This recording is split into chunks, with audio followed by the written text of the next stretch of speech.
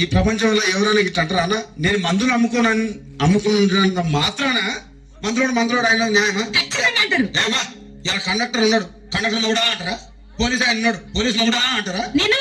ఖచ్చితంగా ఎందుకంటారు? ఏమో అలా అట్లా అంటే నన్ను కూడా అట్టే అనాలి.